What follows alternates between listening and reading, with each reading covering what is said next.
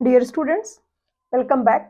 ये सोम का second lecture है जिसमें हम एमसीक्यूज करेंगे एसएफडी एंड बीएमडी के टॉपिक की।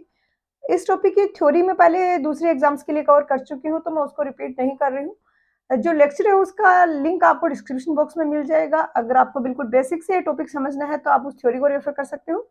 हम अभी क्वेश्चन स्टार्ट करते हैं।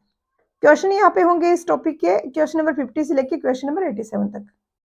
क्वेश्चन नंबर 50 में दिया है कि कोई सेक्शन है उस पर बेंडिंग मोमेंट मैक्सिमम है, तो वहां पे शियर फोर्स क्या होगा। तो शियर फोर्स इक्वल होता है डीएम बाई डीएक्स, और जहां पर भी बेंडिंग मोमेंट मैक्सिमम होगा वहां पर शियर फोर्स अपना साइन चेंज करेगा। अगर हम सिंपली सपोर्टेड बीम की बात करें तो यूनिफॉर्मली लोडेड अगर बीम है तो इस तरीके से इसका बीएमडी बनता है, और शियर फोर्स है वो इस तरीके से बनेगा।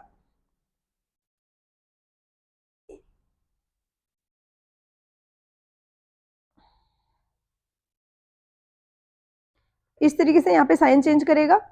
इधर वाले सेक्शन में ये पॉजिटिव है और इधर वाले में ये नेगेटिव है। इस टाइप का कोई भी क्वेश्चन आता है तो आप सिंपलेस्ट एग्जांपल ले लीजिए, वहां पर जो चीज आप फाइंड आउट कर पा रहे हो उसके अकॉर्डिंग आंसर कर सकते हो। या तो कैंटिलीवर बीम ले लीजिए, नहीं तो simply supported beam with point load या यूडीएल। तो यहाँ पर ये शियर फोर्स साइन चेंज कर रहा है जहां पर बेंडिंग मोमेंट मैक्सिमम है, तो यहाँ पे डी है वो करेक्ट आंसर हो जाएगा।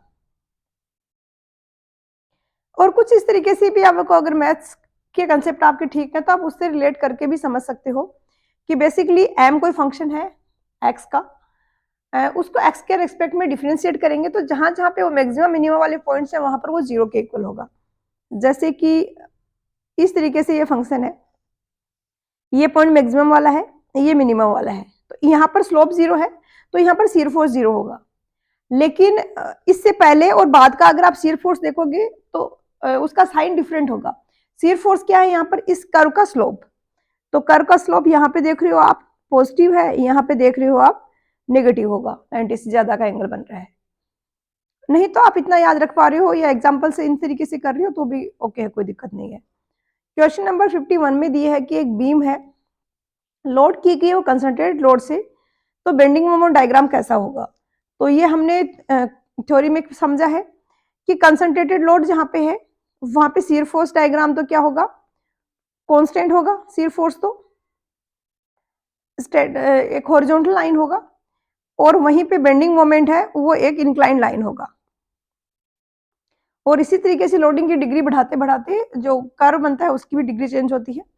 कंसंट्रेटेड लोड है तो बेंडिंग मोमेंट डायग्राम यहाँ पे इंक्लाइंड होगा। अगर यूडीएल लग रहा है तो बेंडिंग मोमेंट डायग्राम है वो पैराबोलिक होता है। और अगर लोडिंग आपकी यूनिफॉर्मली वेरिंग है, यूनिफॉर्मली वेरिंग लोड के केस में आपका यूडीएल बनेगा, तो इसको आप 1 डिग्री और बढ़ा दो तो ये 3 डिग्री का 3 डिग्री का क्यूबिक पैराबोला बनेगा, 3 डिग्री कर्व होगा। तो यहाँ पे सी हो जाएगा inclined straight line. Question number 52 में दिया कि एक सिंपली सपोर्टेड बीम है जिसकी लेंथ एल है, क्रॉस सेक्शनल एरिया ए है, यूनिफॉर्मली डिस्ट्रीब्यूटेड लोड है डब्ल्यू, तो मैक्सिमम बेंडिंग मोमेंट क्या होगा।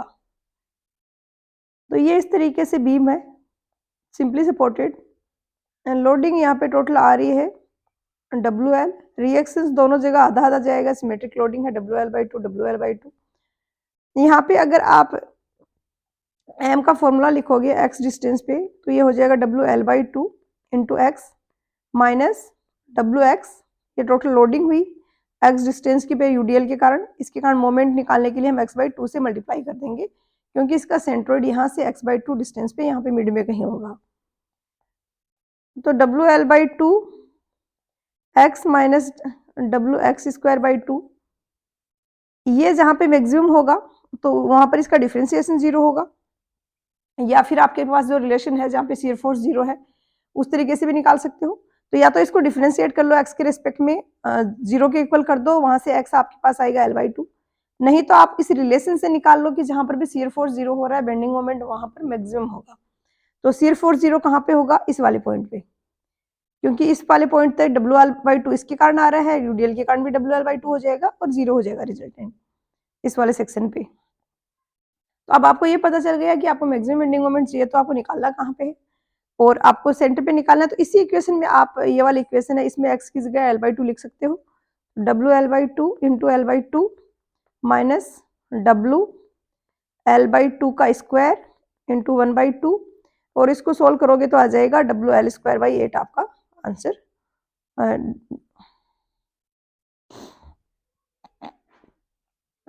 स्मॉल WL²/8 आएगा। स्मॉल w इंटू एल को आप w से रिप्लेस कर सकते हो, तो फाइनल आंसर WL/8 आ जाएगा, कैपिटल WL/8 अभी होगा आंसर। क्वेश्चन नंबर 53 में दिया है कि एक सिंपली सपोर्टेड बीम है, लेंथ L है, कैरी कर रही है W concentrated load at the centre of span, maximum bending moment क्या होगा।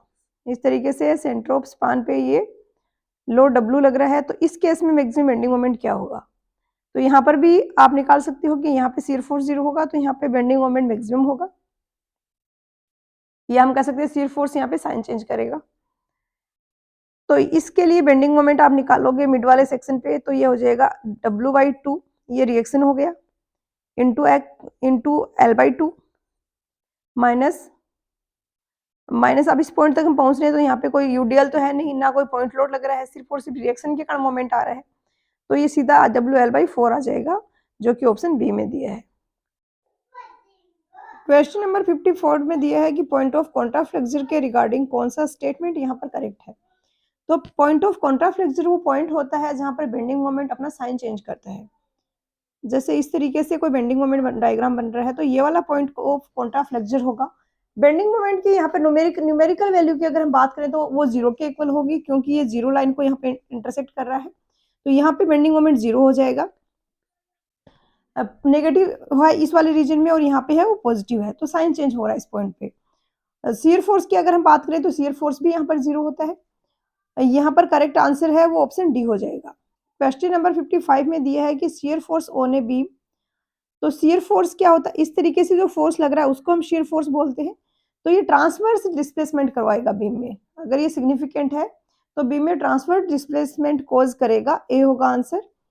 सेपरेशन ऑफ फाइबर्स नहीं होगा, रप्चर भी नहीं होगा, और ओबियसली रोटेशन भी शियर फोर्स के कारण नहीं होगा। मेन इसका जो इफेक्ट आएगा वो ट्रांसवर्स डिस्प्लेसमेंट होगा। क्वेश्चन नंबर 56 में दिया है कि शियर फोर्स और बेंडिंग मोमेंट में क्या रिलेशन है। तो बहुत ही सिंपल सी चीज है ये, तो V इक्वल होता है dm/dx के। मैंने ये भी हिंट दिया था आपको कि याद रखना हो, कभी कुछ कंफ्यूजन हो तो आप यूनिट्स मैच कर लीजिए। इसका होता है किलो न्यूटन मीटर, तो dx नीचे आएगा तो ये किलो न्यूटन आ जाएगा, जो कि शियर फोर्स की यूनिट होती है। क्वेश्चन नंबर 57 में दिया है कि shear force generally associated with, तो शियर फोर्स जनरली किसके साथ एसोसिएट होगा। तो ये बेंडिंग मोमेंट के साथ एसोसिएट होगा, क्योंकि हमें पता है कि शियर फोर्स होता है वो dm/dx के इक्वल होता है। नॉर्मल थ्रस्ट की अगर बात करें तो ये आर्च है, उसमें हमें देखने को मिलता है, ये इस तरीके से कोई आर्च बीम है, तो इसकी सेंटर लाइन है, उसकी टेंजेंट की डायरेक्शन में जो फोर्स लग रहा है वो होता है नॉर्मल थ्रस्ट।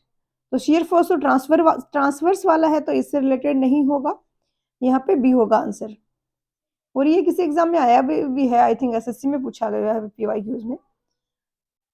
क्वेश्चन नंबर 58 में दिया है कि strength of beam section depends upon, तो बीम सेक्शन का अगर हम बेंडिंग का इक्वेशन लिखें तो ये इक्वेशन बनती है हमारी FB/Y। तो FB हमारा यहाँ पे किस पे डिपेंड करेगा, M/I इंटू वाई। I/Y को हम बोलते हैं Z, जो कि बोला जाता है जिसको सेक्शन मॉड्यूलस। I/Y, Y क्या है, न्यूट्रल फाइबर से डिस्टेंस। मैक्सिमम अगर हम स्ट्रेस की बात करें तो एक्सट्रीम पॉइंट जो ये वाला पॉइंट और ये वाला पॉइंट है, इनकी डिस्टेंस लेंगे हम न्यूट्रल एक्सिस पे Y की जगह पे, जो कि D/2 होगी, अगर टोटल डेप्थ है वो D है तो यहाँ पे हो जाएगा sectional modulus, option B. Question number 59 में दिया है कि पॉइंट ऑफ कॉन्ट्राफ्लेक्सर और point of inflection in a beam is the point where, तो bending moment changes sign. Point of inflection same ही पॉइंट पे लाई करते हैं, बट डेफिनेशन थोड़ी सी इसकी डिफरेंट है, वो इस तरीके से है कि डिफ्लेक्टेड शेप जहां पर अपना कर्व की प्रॉपर्टी चेंज करती है, कॉनकेव से कॉन्वेक्स हो रहा है, कॉन्वेक्स से कॉनकेव हो रहा है, जो आपका मेंबर है जिसपे shear force bending moment act कर रहे हैं, उसका कर्वेचर वो किस तरीके से किस पॉइंट पे साइन चेंज उसको अपना चेंज कर रहा है साइन, यानी कॉन्वेक्स से कॉन्वेक्स या कॉनकेव से कॉन्वेक्स, वो पॉइंट होता है point of contraflexure, point of inflection. तो डी होगा यहाँ पे bending moment changes sign. Question number 60 में दिया है कि shear force is 0 along a section, तो बेंडिंग मोमेंट उस सेक्शन पे क्या होगा। तो शियर फोर्स अगर कहीं पर 0 है तो वहां पे बेंडिंग मोमेंट है वो मैक्सिमम होता है, क्योंकि शियर फोर्स होता है डीएम बाई डी एक्स। किसी पॉइंट पे एम मैक्सिमम होगा या मिनिमा होगा, उस पॉइंट पे एक्स के रेस्पेक्ट में इसका डिफरेंशिएशन 0 के इक्वल होगा। मैथ्स में से बेसिक जो आपने पढ़ा है उससे अगर आप रिलेट करा तो इस तरीके से आप इमेजिन करिए कोई फंक्शन है, ये ऐसे पॉइंट्स हैं, यहाँ पे मिनिमा है, ये मैक्सिमम है, ये मिनिमा है, ये मैक्सिमा है। तो इनमें इन सारे पॉइंट्स पे इनका स्लोप 0 है इस कर्व का, और इसका स्लोप है वो इस इक्वेशन के अकॉर्डिंग हमें पता चल रहा है कि शियर फोर्स के इक्वल है, यानी शियर फोर्स है वो इन पॉइंट्स पे 0 होगा। तो जहाँ पे 0 है वहां पे बेंडिंग मोमेंट या तो मैक्सिमम होगा या मिनिमम होगा, डी होगा आंसर। क्वेश्चन नंबर 61 में दिया है कि एक बीम सिंपली सपोर्टेड है एंड्स पे और सब्जेक्टेड है लोड पे, तो पॉइंट ऑफ कॉन्ट्राफ्लेक्सर कहाँ पे लोकेटेड होगा? तो पॉइंट ऑफ कॉन्ट्राफ्लेक्सर हमें पता है ऐसा पॉइंट होता है जहाँ पे बेंडिंग मोमेंट अपना साइन चेंज करता है। उसकी न्यूमेरिकल वैल्यू की अगर बात करें तो उस पर्टिकुलर पॉइंट पे उसकी वैल्यू है वो 0 के इक्वल होगी, क्योंकि पहले वो नेगेटिव था, पॉजिटिव है या पॉजिटिव से नेगेटिव में जा रहा है तो वो 0 लाइन को टच करेगा। लेकिन यहाँ पर ऑप्शंस अगर हम देखें तो शियर फोर्स इज 0, तो ऐसी कोई डेफिनेशन नहीं है। Bending moment is 0, shear force is maximum, axial thrust is 0। तो जो हमारी आइडियल डेफिनेशन थी वो तो यहाँ पर नहीं दी गई है, कंप्लीट इन्फॉर्मेशन ऑप्शंस में नहीं है। बट जो ऑप्शंस है इनमें देखा जाए तो सबसे बेस्ट ऑप्शन है वो ऑप्शन बी है, क्योंकि शियर फोर्स वहां पे कोई फिक्स पैटर्न नहीं है कि शियर फोर्स वहां पे 0 होगा, मैक्सिमम होगा, मिनिमम होगा। एक्सियल थ्रस्ट का भी कुछ नहीं है ऐसा पॉइंट ऑफ कॉन्ट्राफ्लेक्सर की डेफिनेशन में। तो इसलिए यहाँ पर आंसर है वो ऑप्शन बी होगा। यहाँ पर एक और ऑप्शन अगर ऐसा दिया गया कि जाए कि bending moment changes its sign, तो वो ज्यादा एक्यूरेट होगा। बट अभी जो ऑप्शन है उनमें बी मोस्ट एक्यूरेट है। ये एक मैंने एग्जांपल लिया है लोडिंग का। ये सिंपली सपोर्टेड बीम है, ये यहाँ पे ओवरहैंग है एक साइड में, इसका बेंडिंग मोमेंट डायग्राम ऐसा बन रहा है, शियर फोर्स डायग्राम ऐसा बन रहा है, ये पॉइंट ऑफ कॉन्ट्राफ्लेक्सर हो गया यहाँ पर। तो आप देख सकते हो पॉइंट ऑफ कॉन्ट्राफ्लेक्सर पे शियर फोर्स की कोई वेल डिफाइंड बिहेवियर नहीं होगा। ऐसा नहीं है कि वो 0 होगा या मैक्सिमम होगा, कुछ भी वैल्यू हो सकती है उसकी। लेकिन ये ऐसे वाले पॉइंट्स जहाँ पे बेंडिंग मोमेंट मैक्सिमम है, ये वाले पॉइंट जहाँ पे बेंडिंग मोमेंट मैक्सिमम है, ये वाला पॉइंट और ये वाला पॉइंट, तो यहाँ पर शियर फोर्स साइन चेंज कर रहा है अपना, वो 0 के इक्वल आ रहा है। पहले पॉजिटिव था फिर नेगेटिव में जा रहा है, तो यहाँ पे 0 हो रहा है और यहाँ पे भी 0 हो रहा है, जहाँ पे ये बेंडिंग मोमेंट है वो मैक्सिमम है। क्वेश्चन नंबर 62 में दिया है कि रेनफोर्स्ड कंक्रीट बीम है, इसको हम किस तरीके का मेंबर कंसीडर करते हैं? तो होमोजेनियस तो ये नहीं है, क्योंकि इसमें हमने स्टील भी डाली होती है, कंक्रीट भी है। होमोजेनियस तो नहीं होगा, कंपोजिट मटेरियल और हेट्रोजीनियस में यहाँ पे किसी को कंफ्यूजन हो सकता है। ऑब्वियसली होमोजेनियस नहीं है तो आइसोट्रोपिक भी नहीं होगा, प्रॉपर्टीज हैं वो सारे डायरेक्शन में सेम नहीं होंगी। अगर ये रेनफोर्स्ड मेंबर है तो इस डायरेक्शन की प्रॉपर्टी है कोई, फॉर एग्जांपल परमेबिलिटी है, और इस डायरेक्शन की है, ऑब्वियसली वो डिफरेंट नहीं होंगी। यहाँ पे स्टील आ रहा है बीच में, या दूसरी कोई प्रॉपर्टी है वो सेम नहीं होगी। तो ये दो ऑप्शन तो कैंसिल हो गए। इन दोनों में अगर बात करें तो कंपोजिट मटेरियल भी पॉसिबल था, बट इसको हेट्रोजेनियस मटेरियल की कैटेगरी में रखा गया है। इस बात को ध्यान में रखते हुए, क्योंकि कंक्रीट है उसका हम कोशिश करते हैं कि यूनिफॉर्म मिक्सचर बने और सेम प्रॉपर्टीज हो हर एक पॉइंट पे, बट ये आइडियली होता नहीं है। कंक्रीट का कंपोजिशन अगर आप देखोगे तो कहीं हो सकता है कोर्स एग्रीगेट ज्यादा है, कहीं फाइन एग्रीगेट ज्यादा है, कहीं सीमेंट का पेस्ट ज्यादा है। तो इसके कारण जो आरसीसी मेंबर्स हैं इनको हेट्रोजेनियस मटेरियल की कैटेगरी में रखा गया है। बी आंसर होगा यहाँ पर। क्वेश्चन नंबर 63 में दिया है कि टू बीम्स हैं carrying identical load, simply supported है, having same width but has double the depth as compare to that. मतलब डी ए जो है ये है twice of D B, D की एक ही डेप्थ है वो ज्यादा है। तो ये डिपेंड करता है सेक्शन मॉड्यूलस पे। सेक्शन मॉड्यूलस होता है बी डी स्क्वायर बाई 6, तो बी तो दोनों का सेम है, जिसका डी ज्यादा होगा उसका सेक्शन मॉड्यूलस ज्यादा होगा और उसके स्क्वायर के प्रोपोर्शनल होता है। तो डी ए है ये 4 टाइम्स हो जाएगा, तो यहाँ पर आंसर आएगा वो ऑप्शन बी आ जाएगा। The ratio of elastic strength of beam A to that of B will be 4, यानी ए की इलास्टिक स्ट्रेंथ 4 टाइम्स होगी बी की इलास्टिक स्ट्रेंथ का। क्वेश्चन नंबर 64 में दिया है कि यहाँ पर जो स्टेटमेंट दिए गए हैं बीम के रिगार्डिंग, इनमें से कौन सा स्टेटमेंट यहाँ पर फॉल्स है, ये पूछा गया है। तो slope of the bending moment diagram is equal to shear force, ये क्वेश्चन सबको पता है कि एस एफ इक्वल होता है डीएम बाई डी एक्स के। किसी भी लाइन कर्व है उसका स्लोप उसका डिफरेंशिएशन होगा, और ये शियर फोर्स के इक्वल होता है बेंडिंग मोमेंट के लिए।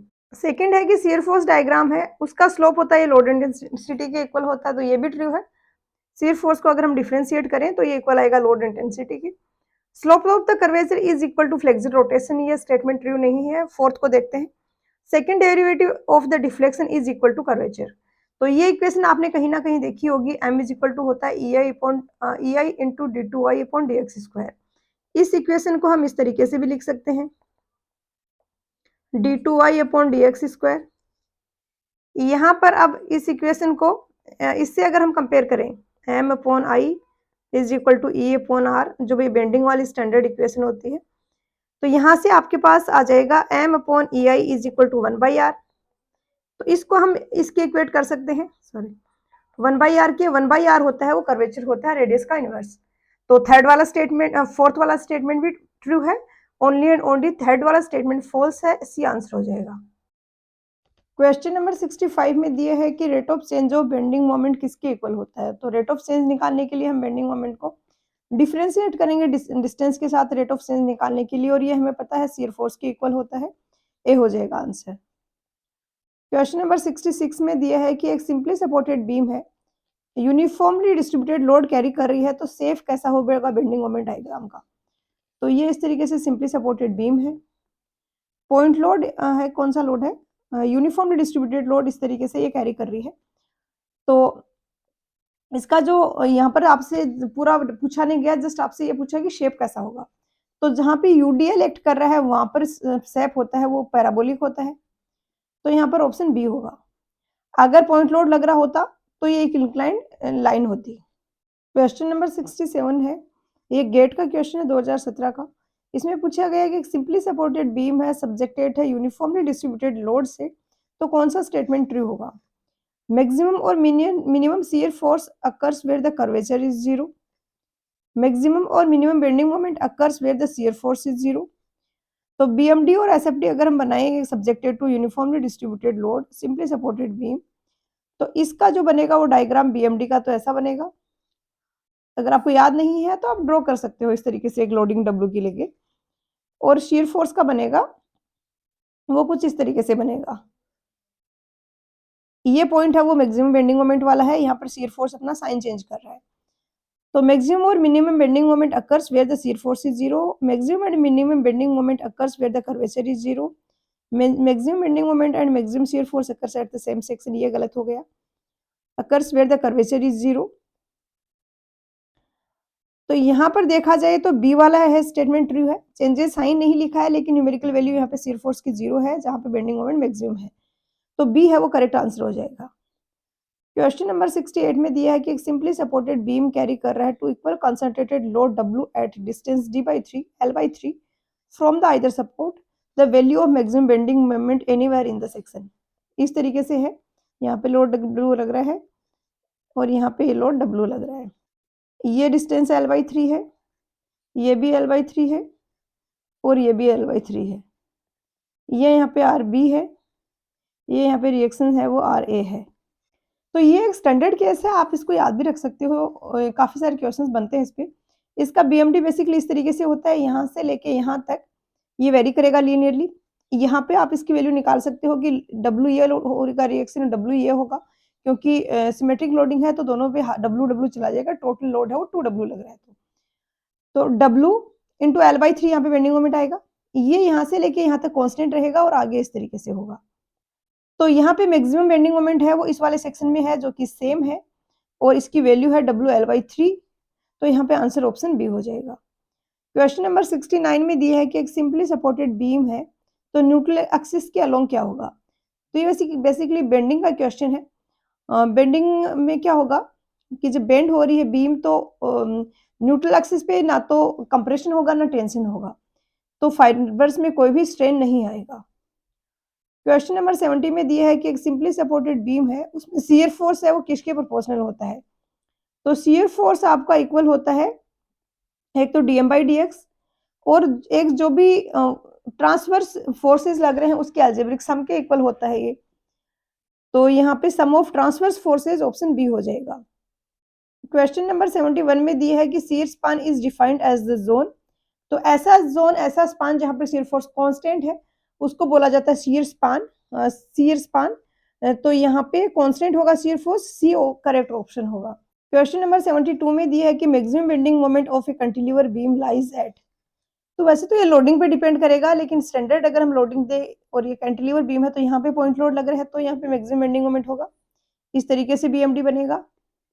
और अगर यहाँ पे यूडीएल भी लग रहा है तो उस केस में पैराबोलिक होगा, बट मैक्सिमम बेंडिंग मोमेंट है वो इसी पॉइंट पे होगा, सपोर्ट पे, तो फिक्स्ड एंड पे, सॉरी, तो बी यहाँ पे करेक्ट आंसर होगा, फिक्स्ड एंड। क्वेश्चन नंबर 73 में दिया है कि shear force diagram of a cantilever beam of length L carrying a uniformly distributed load of W per unit length will be.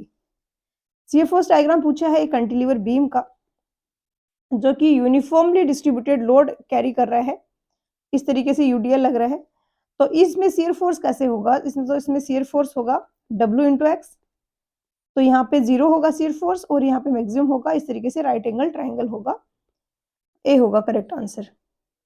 Question number 74 में दिया है कि shear force diagram for a cantilever beam of length L and carrying a gradually varying load from 0 at free and W per unit length at the fixed end। Shear force diagram पूछा गया है, एक cantilever beam है, length L, carrying a gradually varying load, 0 कहाँ पे, free and पे, इस तरीके से लोडिंग है यहाँ पर, और आपसे पूछा गया शियर फोर्स डायग्राम। तो हमने देखा था यूडीएल एक्ट कर रहा था, तो शियर फोर्स डायग्राम आपका रेक्टेंगल था, राइट एंगल ट्राइंगल था, वहीं पे आप 1 डिग्री से आपकी लोडिंग बढ़ गई है, तो यहाँ पर जो शियर फोर्स डायग्राम बनेगा वो पैराबोलिक होगा। आप इसको निकाल भी सकते हो, कैसे निकालोगे, ये मान लिया कि x डिस्टेंस है, यहाँ पर इंटेंसिटी W है, यहाँ पर इंटेंसिटी है, वो W है, और ये डिस्टेंस है वो L है, तो यहाँ की इंटेंसिटी WX क्या होगी, W upon L into x, ये यहाँ पर लोड इंटेंसिटी होगी इस वाले पॉइंट पे। टोटल लोड कितना होगा, इस वाले ट्राइंगल के एरिया के इक्वल, इस वाले ट्राइंगल का एरिया क्या हो जाएगा, हाफ इंटू बेस जो कि है x इंटू हाइट जो कि है W upon L into x. तो आपको दिख रहा है कि शियर फोर्स अब फंक्शन होगा किसका, होगा एक्स स्क्वायर का फंक्शन होगा, तो पैराबोलिक होगा, तो parabolic curve option D correct answer होगा। क्वेश्चन नंबर 75 में दिया है कि कैंटिलीवर बीम है, लेंथ 5 मीटर है, यूनिफॉर्मली डिस्ट्रीब्यूटेड लोड 100 लग रहा है, 100 newton per metre throughout its length, maximum shear force क्या होगा, इस तरीके से लोडिंग है, मैक्सिमम शियर फोर्स यहाँ पे होगा, वैल्यू क्या होगी टोटल लोडिंग के इक्वल 100 इंटू 5, तो 500 हो जाएगा। यहाँ पर अगर बेंडिंग मोमेंट पूछा जाता तो ये होता टोटल लोडिंग 100 इंटू 5 इंटू इस लोडिंग के सेंट्रोइड की यहाँ से डिस्टेंस, तो ये वाली डिस्टेंस यहाँ पर होती है, टोटल का हाफ हो जाएगी, यूनिफॉर्मली डिस्ट्रीब्यूटेड लोड है इसलिए, तो 2.5 मीटर से आप इसको मल्टीप्लाई कर देते। क्वेश्चन नंबर 76 में दिया है कि bending moment diagram for a cantilever carrying uniformly distributed load, इस तरीके से यूनिफॉर्मली डिस्ट्रीब्यूटेड लोड कैरी करने वाले कैंटिलीवर का बीएमडी क्या होगा, तो ये होगा पैराबोलिक, क्योंकि यहाँ पर हम mx की इक्वेशन लिखेंगे तो ये आएगी wx इंटू एक्स बाई 2, अगर यहाँ पे निकालना है x डिस्टेंस पे तो इस तरीके से mx की इक्वेशन आएगी, बी होगा आंसर। क्वेश्चन नंबर 77 में दिया है कि कौन से केस में बेंडिंग मोमेंट डायग्राम होगा, वो ट्राइंगुलर शेप का होगा। तो अगर एक कैंटिलीवर बीम है, इसमें बेंडिंग मोमेंट एक्ट कर रहा है फ्री एंड पे, तो इसका बीएमडी बनेगा वो रेक्टेंगल बनेगा, यहाँ से यहाँ लेके यहाँ तक बेंडिंग मोमेंट का मैग्नीट्यूड भी सेम रहेगा, डायरेक्शन भी सेम रहेगी, क्योंकि कोई एक्स्ट्रा लोडिंग आ नहीं रही है, सिर्फ एक बेंडिंग मोमेंट आ रहा है। दूसरा है कि अगर यूनिफॉर्मली डिस्ट्रीब्यूटेड लोड एक्ट कर रहा होता है इस तरीके से, तो बेंडिंग मोमेंट इस तरीके से पैराबोलिक बनता बेंडिंग मोमेंट डायग्राम। थर्ड में दिया है कंसंट्रेटेड लोड, यहाँ पे अगर कंसंट्रेटेड लोड लग रहा है तो उस केस में बेंडिंग मोमेंट डायग्राम है वो इस तरीके से राइट एंगल ट्राइंगल बनता है, यहाँ पे मैक्सिमम होता है W इंटू एल के इक्वल, तो यहाँ पर सी करेक्ट आंसर हो जाएगा। यूनिफॉर्मली डिस्ट्रीब्यूटेड लोड अगर इसमें होता और इट्स लेंथ, तो ये तो हम कर चुके हैं, सेम ही केस है दोनों बी और डी वाला, तो यहाँ पे सी आंसर हो गया। क्वेश्चन नंबर 78 में दिया है कि बेंडिंग मोमेंट डायग्राम एक कैंटिलीवर बीम का जो कि सब्जेक्टेड है bending moment at the free and कैसा होगा, तो हम पिछले क्वेश्चन में देखा है हमने, ये रेक्टेंगल होता है। क्वेश्चन नंबर 79 में दिया है कि shear force at the ends of A simply supported beam, एक सिंपली सपोर्टेड बीम है, उसके एंड्स पे शियर फोर्स कैसा होगा, जिसपे कि यूनिफॉर्मली डिस्ट्रीब्यूटेड लोड W इस तरीके से एक्ट कर रहा है, तो इसमें क्या होगा, रिएक्शन जो है वो ही एंड्स का शियर फोर्स हो जाएगा, तो ये इक्वल होगा WL/2 WL/2 के, बट साइन इनका डिफरेंट होगा, क्योंकि सेक्शन अगर यहाँ पे लेते हैं, सेक्शन यहाँ पे हमें एक पॉइंट लिया है, तो इसके लिए ये वाला जो बेंडिंग मोमेंट है, ये WL/2 वाला तो पॉजिटिव है, क्योंकि यहाँ पे सेक्शन ले तो उसकी अबाउट क्लॉकवाइज रोटेट कर रहा है, और इस वाले के कारण नेगेटिव होगा। तो न्यूमेरिकल वैल्यू की अगर बात करें तो C हो जाएगा, WL/2 वही पूछा आपसे, साइंस का कुछ पूछा भी नहीं गया है। क्वेश्चन नंबर 80 में दिया है कि शियर फोर्स डायग्राम एक सिंपली सपोर्टेड बीम जो कि कैरी कर रही है यूनिफॉर्मली डिस्ट्रीब्यूटेड लोड किस तरीके से होगा। तो यूनिफॉर्मली डिस्ट्रीब्यूटेड लोड इस तरीके से एक्ट कर रहा है बीम पे, इसका शियर फोर्स डायग्राम होता है वो कुछ इस तरीके से होता है। तो इसमें दो राइट एंगल ट्राइंगल होंगे, बी होगा आंसर। आप चाहे तो अगर आपको नहीं समझ आ रहा आप SFD इसका बना सकते हो। यहाँ पे कंसंट्रेटेड लोड वो रिएक्शंस है यहाँ पे, तो यहाँ पर शियर फोर्स का एक मैग्नीट्यूड होगा, धीरे धीरे इस UDL के कारण वो डिक्रीज होता रहेगा, एक पॉइंट पे जाके 0 हो जाएगा। क्वेश्चन नंबर 81 में दिया है कि एक सिंपली सपोर्टेड बीम है, लेंथ L है, यूनिफॉर्मली इंक्रीजिंग लोड रिस्पेक्ट कर रहा है 0 at right support to W at left support, shear force B पे क्या होगा। ये सिंपली सपोर्टेड बीम है, ये एक सपोर्ट रिएक्शन है, एक बी है, right support B, left support मान लिया हमने ए। बी का शियर फोर्स पूछा गया है और इसमें यूनिफॉर्मली इंक्रीजिंग लोड लग रहा है 0 एट राइट सपोर्ट। बी आपका राइट सपोर्ट है, तो यहाँ पे 0 है और यहाँ से लेके इस तरीके से जा रहा है, तो बी पर शियर फोर्स किसके इक्वल होगा, तो बी पर शियर फोर्स यहाँ पर जो रिएक्शन आ रहा है उसके इक्वल होगा। रिएक्शन हम कैसे निकालें, हम ए पर मोमेंट को 0 के इक्वल कर दें, MA इज इक्वल टू 0 करेंगे तो RA के कारण यहाँ पर मोमेंट 0 हो जाएगा, यहाँ पर मोमेंट आएगा सिर्फ और सिर्फ लोडिंग के कारण। लोडिंग का टोटल मैग्नीट्यूड होगा, इस वाले पॉइंट के लिए निकाल रहे हैं तो इस होल ट्राइंगल का एरिया जो कि होगा half into base, base L है, इंटू हाइट, हाइट में ये यहाँ पे लोड की इंटेंसिटी W है, हाफ इंटू स्मॉल l से लिया है लेंथ को तो हम भी स्मॉल l ले लेते हैं, half into L into W, ये इसका एरिया हो गया टोटल। मोमेंट निकालना है तो इसके सेंट्रोइड की डिस्टेंस जो यहाँ सेक्शन से है उससे मल्टीप्लाई करेंगे, इसका इस तरीके से सेंट्रोइड इधर से L/3 पे होगा, इधर से 2L/3 पे होगा। हम एक के बाउंड मोमेंट ले रहे हैं तो L/3 से मल्टीप्लाई करेंगे, माइनस RB के कारण जो आ रहा है RB इंटू RB के कारण डिस्टेंस हो जाएगा L इज इक्वल टू 0, यहाँ से RB आ जाएगा आपका WL/6, RB है ना ये, सॉरी WL/6, ये आ जाएगा आंसर। क्वेश्चन नंबर 82 में दिया है कि एक सिंपली सपोर्टेड बीम है, लेंथ L कैरी कर रहा है यूनिफॉर्मली इंक्रीजिंग लोड, मतलब क्वेश्चन जो पिछले में हमने ये किया इसी क्वेश्चन के डेटा पे दूसरा क्वेश्चन पूछा गया है कि shear force at B is equal to, तो यहाँ पे टोटल लोडिंग आपकी है वो WL/2 है, एक पे रिएक्शन WL/6 आ रहा है, दूसरे पे रिएक्शन हो जाएगा WL/2 माइनस WL/6, और 6 है ये 3WL माइनस WL, तो 2WL/6, तो ये आ जाएगा WL/3, ऑप्शन बी के इक्वल। नेक्स्ट क्वेश्चन में दिया है कि एक बीम है जो पिछले क्वेश्चन में है, मतलब सेम पिछले क्वेश्चन जो हम 2-3 क्वेश्चन में जो डेटा यूज कर रहे हैं वही है। शियर फोर्स डायग्राम ए और बी के बीच में कैसा बनेगा, तो अगर UDL लग रहा होता है तो शियर फोर्स डायग्राम है वो इंक्लाइन लाइन होती है, अगर वेरिंग लोड है, यूनिफॉर्मली वेरिंग लोड है तो ये पैराबोलिक होता है, तो डी होगा आंसर। BMD का अगर पूछा जाए तो क्यूबिक पैराबोला होगा। क्वेश्चन नंबर 84 में दिया है कि एक प्रोप्ड कैंटिलीवर बीम है जिसका स्पैन L है, लोडेड है वो uniformly distributed load intensity W per unit length से, तो बेंडिंग मोमेंट क्या होगा यहाँ पर फिक्स्ड एंड पे। तो इसके लिए सबसे पहले तो हमें रिएक्शन निकालना पड़ेगा, इस तरीके से प्रोप्ड है और यहाँ पर ये UDL लग रहा है, यहाँ फ्री एंड के जो प्रोप्ड एंड है उसके डिफ्लेक्शन के बारे में कुछ नहीं दिया है, तो हम मानेंगे कि यहाँ पे डिफ्लेक्शन 0 है, और इसकी जो इक्वेशन बनेगी उससे हम यहाँ का रिएक्शन निकालेंगे पहले। तो डिफ्लेक्शन मान लिया रिएक्शन R है, तो इसके कारण पॉइंट लोड के कारण डिफ्लेक्शन अपवर्ड जो होगा वो होगा WL3, स्मॉल l ये है WL3 अपॉन 3EI, और UDL के कारण डाउनवर्ड डिफ्लेक्शन है वो इसके इक्वल होगा, तो उसकी वैल्यू होती है WL4 अपॉन 8EI UDL के लिए।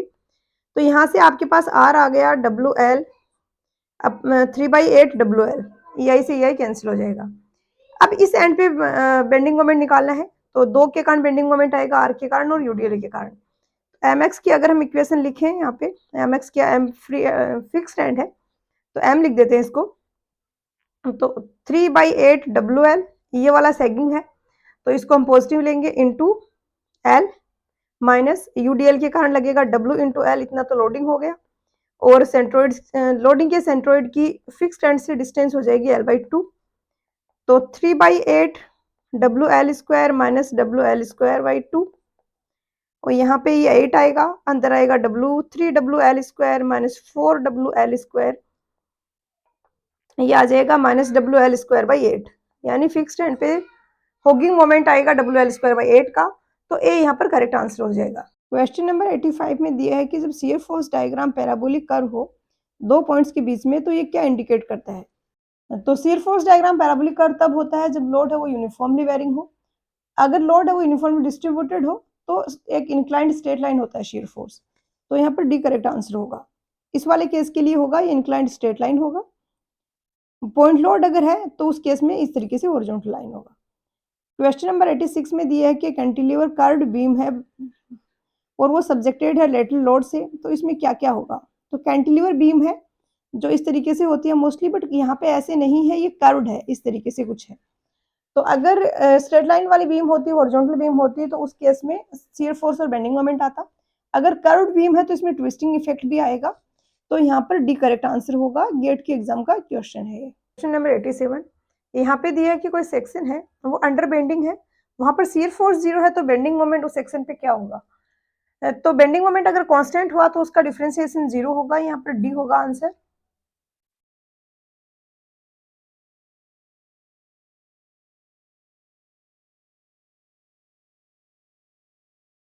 सेक्शन है वो अंडर बेंडिंग है, तो वो मैक्सिमा या मिनिमा होगा, इसकी कोई हमारे पास इंफॉर्मेशन नहीं है, तो उसके according D most appropriate answer होगा।